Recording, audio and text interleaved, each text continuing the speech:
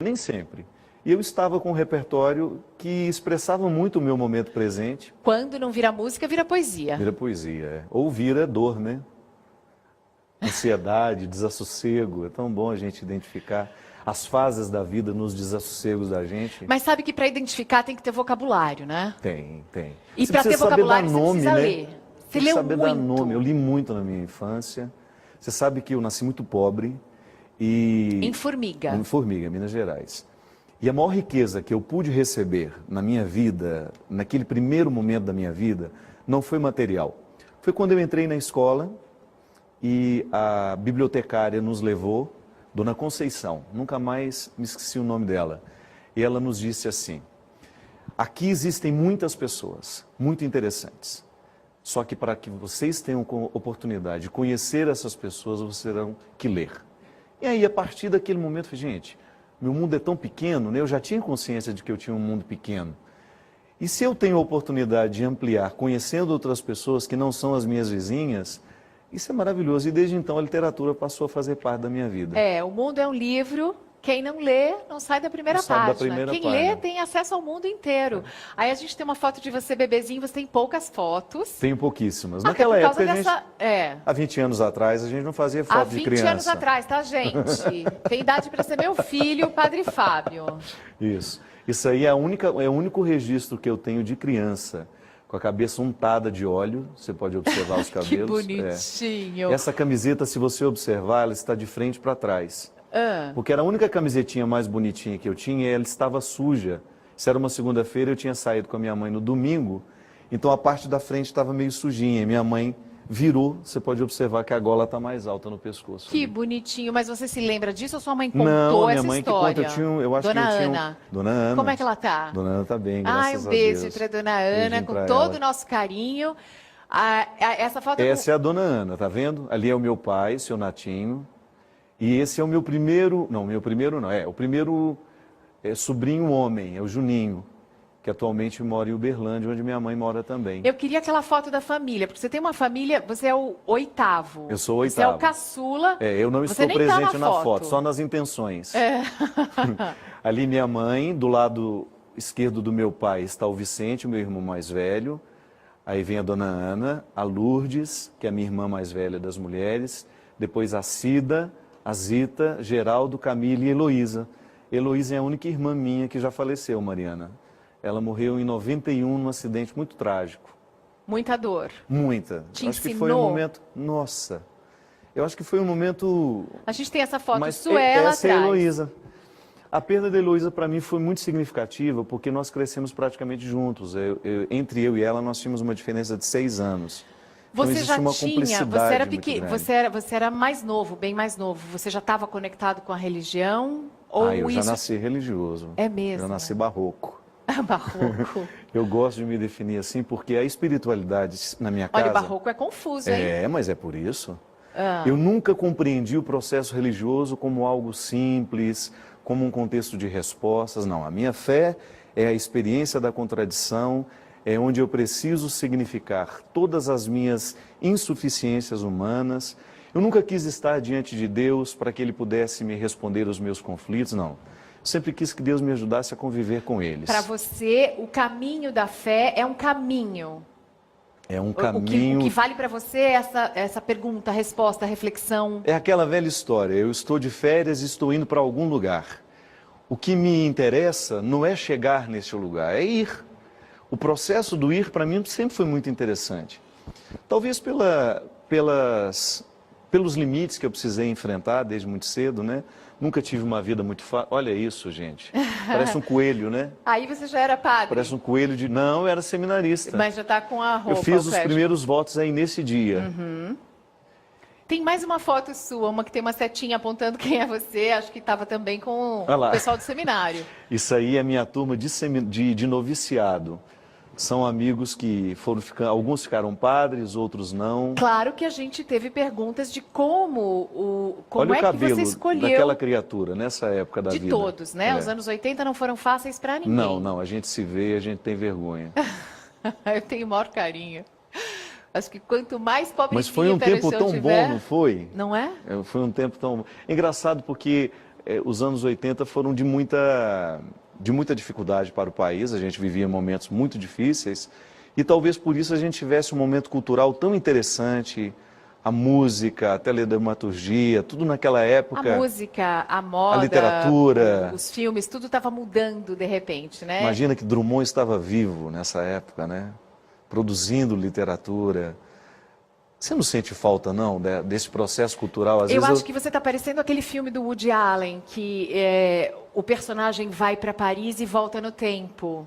Isso. E aí ele tem uma namorada que queria voltar no tempo também. Ele encontra uma moça que queria voltar no tempo. Então, um queria voltar para a Belle Époque, o outro da Belle Époque queria voltar para a época renascentista. Então, as pessoas nunca estão satisfeitas. Essa insatisfação te move muito. Move. Eu acho que eu deveria ter nascido no século passado, só que com a penicilina inventada para não morrer de gripe.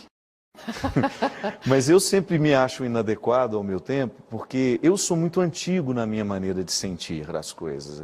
Eu gosto da demora, eu gosto da prosa que não tem pressa. Você e isso é muito proibido nos dias de hoje. Isso é muito proibido nos dias de hoje, né? Nós temos tantas urgências. Por isso que eu sempre brinco que meu desejo é ser aposentado. Porque a aposentadoria é o momento que você se desobriga do tempo, em que você tem aquele doce deleite de estabelecer a sua rotina, sem as pressas que são tão próprias dos nossos dias. Mas quando eu falo que eu sinto saudade dessa época, é um pouco por ter assim, uma visão, eu posso estar errado. Poética. Mas às vezes eu percebo que o país também hoje, nós estamos construindo muito entretenimento e pouca cultura. Então eu tenho medo disso. Um entretenimento vazio, com menos conteúdo.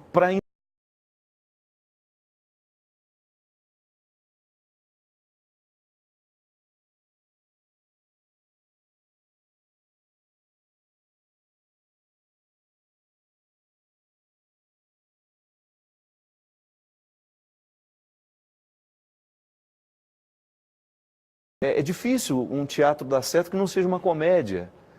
Você ter uma boa produção. Eu me lembro que uma vez eu fui ver o Ed Luiz no teatro no Rio de Janeiro, numa peça extremamente densa chamada Eu Sou Minha Própria Mulher. Um texto lindíssimo, ele numa interpretação impecável. E eu me lembro que quando fui cumprimentá-lo logo depois, né, eu falei assim, Ed, pelo amor de Deus, quando é que isso vai para São Paulo? Eu falei, padre, infelizmente nós não vamos, porque a gente não tem patrocínio. Então você vê um projeto tão grandioso como aquele, onde as questões humanas são tratadas com tanta seriedade e ao mesmo tempo com tanta poética, com tanta responsabilidade estética, e aquilo não poder ir adiante porque não há espaço para isso, porque o mercado está cada vez mais propenso a entreter e nem tanto comover com uma informação que depois fica e gera reflexão. A gente está vivendo um período em que a quantidade vale um pouco mais que a qualidade, mas isso é temporário, eu acho. Tomara. Aí é a minha opinião. Tomara. A gente já tem perguntas do Twitter. Falando em redes sociais, a gente tem perguntas do Twitter, que, aliás, a primeira pergunta é, as pessoas querem saber, aquele perfil é seu e é você quem responde? Sou eu mesmo. Então, aquele mau humor é de verdade? É tudo teatro, porque na verdade eu não sou mal-humorado. Mas eu gosto de brincar com essas realidades que são próprias da gente, né? Você está de manhã com toda a carga da vida em cima de você. E eu me sinto muito o outro também. Eu acho que muitas vezes no Twitter eu escrevo pelo outro. Eu não sou egoísta neste momento. A gente separou algumas. As pessoas enfrentam a vida com muitas dificuldades. O despertador que declame Drummond, que nos aconselha a dormir um pouco mais, por favor. Isso né? não é um sonho, minha gente. Não é sonho de todos nós, né? Uma voz conselheira. Muito bem-humorados os seus tweets sobre o mau humor da segunda-feira. As pessoas também precisam ter Aquele um pouco lá é mais verdade. de... No aeroporto, mesmo horário não sendo propício, a comunidade humana sorri, faz selfies e já deseja bom dia. A tudo isso eu observo em silêncio. Eu estou imaginando você só olhando. Não, outro dia eu desci no aeroporto em Campinas, era 5h30 da manhã. Tinha feito um voo do Nordeste. E aí a menina, eu com muito sono, descendo, a menina toda, padre, faz uma selfie comigo? E aí a primeira resposta, claro, eu adoraria ser fotografado neste momento, nesse estado de calamidade pública em que eu me encontro. E eu falei brincando com ela, e ela riu, e levamos na brincadeira e fizemos uma selfie. Começando a semana. Eu gosto dessa. Segunda-feira sendo trazida pelo sábado e pelo domingo, patinando na nossa cara. Mas ela não tem cara de segunda-feira, essa menina? Dá uma olhada, né? Se ela não te lembra segunda-feira. Não, mas não sei. E o sábado e o domingo arrastando a criatura, né? muito boas. Eu tenho trauma com o Domingo à Noite ainda. Ainda? Porque Ainda. a musiquinha do Fantástico te dá depressão. A dos Trapalhões era pior para mim, porque eu não podia dormir tão tarde. Então, quando eu ouvia aqui,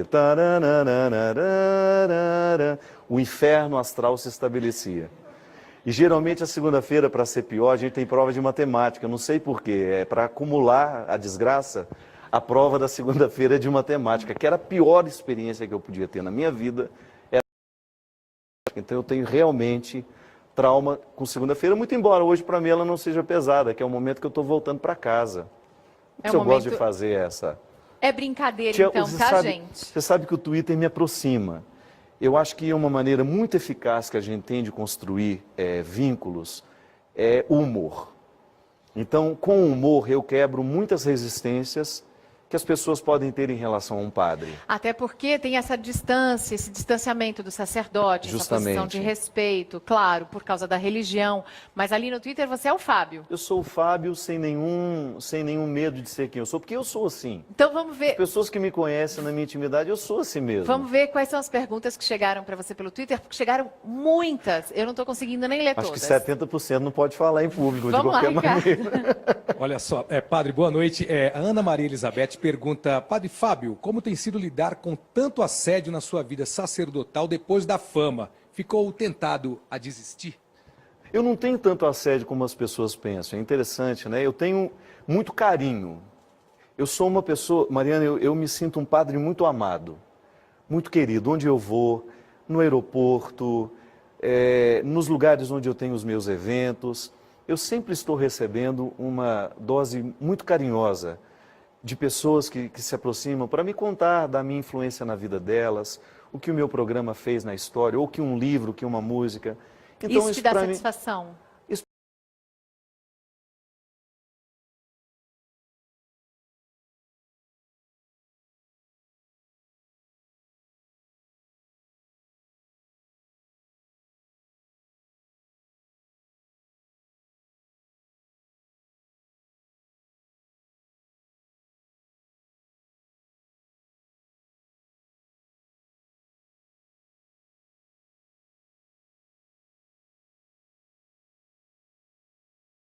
Arriscaria em ser professor universitário?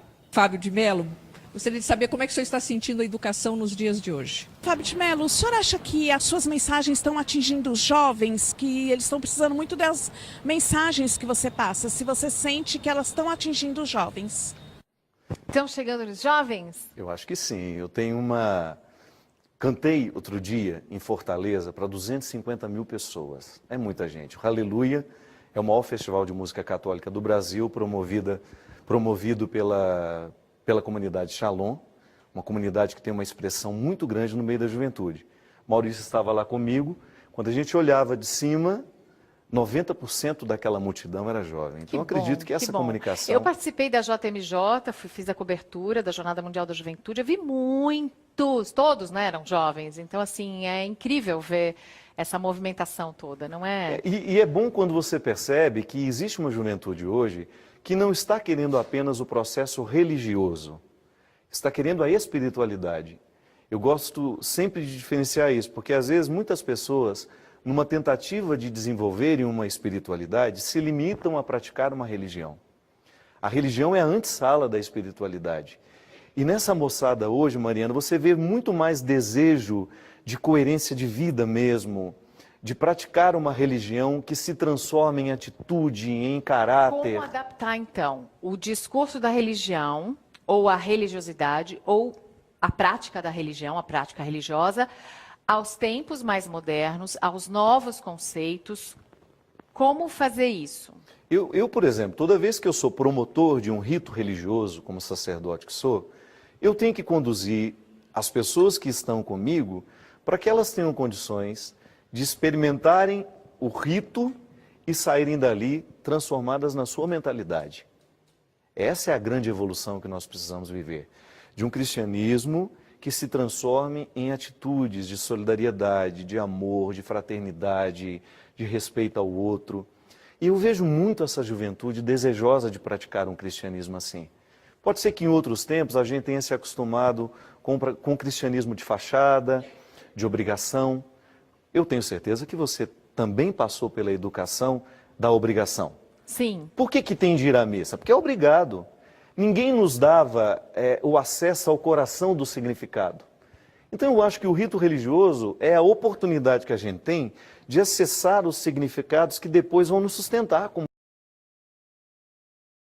Tudo faz sentido, aí se transforma num prazer, mas é uma experiência e é uma experiência pessoal.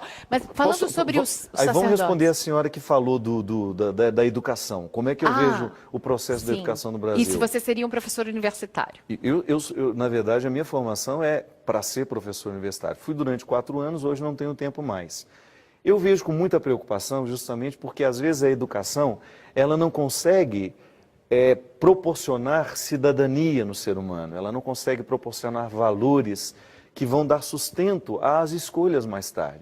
Mas A isso educação deveria não ser pode papel se da limitar. escola ou é alguma coisa também que se deve receber em casa? Mas isso é uma função do conhecimento. É aí que eu acho que está a função da escola. Toda vez que eu tenho acesso a um conhecimento, é como se aquilo ampliasse o meu mundo e me desse condições de ser melhor. Eu acho que falta muito isso dentro do nosso contexto educacional. Como é que você vê hoje, a pergunta do Glauco Lima, o que mais te desanima nos religiosos atuais? Quando eu percebo que o discurso não consegue ultrapassar o contexto da religiosidade e quando ele não se transforma em espiritualidade. Quando ele não faz essa ponte. Quando a gente se limita a manter as pessoas dentro de um infértil, não transformador, porque ele não se transformou em espiritualidade. Eu acho que o nosso papel como líderes religiosos é justamente provocar a mudança das mentalidades. É a gente identificar que no evangelho que a gente prega, nós temos uma oportunidade de fazer uma superação de tudo aquilo que em nós é naturalmente pecaminoso. Pecaminoso contra a estrutura física que me habita, onde eu habito, que é justamente uma preocupação do Papa Francisco com essa nova encíclica, me dar condições de interpretar o espaço público que eu frequento como um bem que eu preciso ajudar a administrar e nas minhas relações interpessoais, eu ter condições de ser mais justo, eu não me sentir no direito de lesar o outro, mesmo quando os outros não estão me olhando. Fala um pouquinho sobre essa encíclica do Papa Francisco, porque ele colocou o ambiente dos refugiados, ele falou com o presidente Obama sobre a terra, ele falou sobre a perseguição aos cristãos. Olha que beleza. Quer dizer, a gente está no século XXI, ainda existe Guerra Santa, ainda existem lutas sangrentas e assassinatos justificados por religiões. Por mais que a gente cresça, por mais que a gente passe o tempo, a gente nunca se liberta dos instintos tribais. Uma tribo, quando nós ainda não tínhamos o domínio da escrita, uma tribo, quando ficava sabendo que a outra estava sendo firmada ali perto, eles queriam matar, porque eles tinham medo do perigo que ela representava. Depois não, à medida que a gente foi ficando civilizados, a gente descobriu que a gente podia muito bem morar aqui, ter uma tribo ali, estabelecer com ela uma relação amistosa e ponto final, definindo os territórios geográficos. Eu fico às vezes observando que o instinto tribal ele é tão forte em nós, que muitas vezes nós começamos a olhar para o diferente como alguém que precisa ser exterminado. E não como alguém que pode fazer parte da minha vida com a sua diferença. Esse Papa tem uma lucidez em relação a essa mentalidade tribal, porque nós estabelecemos essa relação tribal, inclusive com o meio ambiente. Quando a gente deixou de identificar que o ambiente que nós estamos situados é uma casa que precisa ser cuidada, que existem recursos como essa água, que se um dia acabar, acabou. Acabou a nossa vida. Então, o uso consciente da água, o uso consciente da terra, eu ter a igreja compreensão... não costumava fazer muitas observações a esse respeito, né? Geralmente eram as questões morais, da sociedade mesmo. Moralizavam o discurso. Agora né? não, agora é o planeta todo, né? Mas é claro... Uma preocupação com tudo. As questões estão ficando urgentes. Eu acredito que não vai demorar muito que essas religiões que rezam em altares diferentes terão que se render a um princípio ético fundamental único, que é justamente a preservação da vida. E você tem amigos de outras religiões? Muitos. E conversa com eles? E faço questão de ter, Mariana, porque eu acho que isso me enriquece como pessoa. Eu não tenho medo do diferente. Eu acho que eu tenho exemplos de sobra no Evangelho. Jesus tinha uma facilidade muito grande de estabelecer vínculos.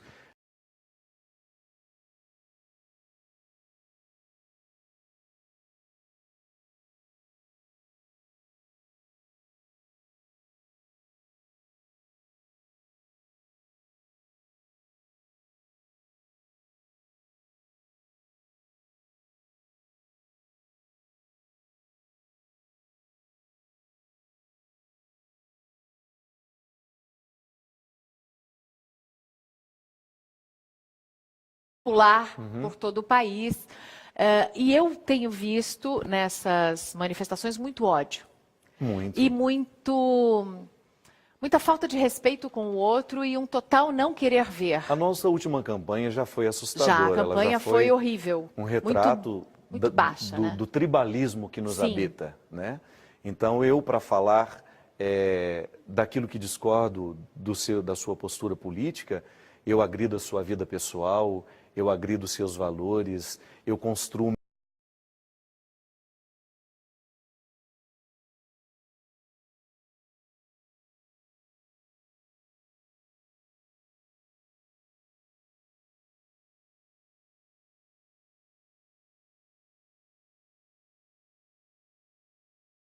organizada.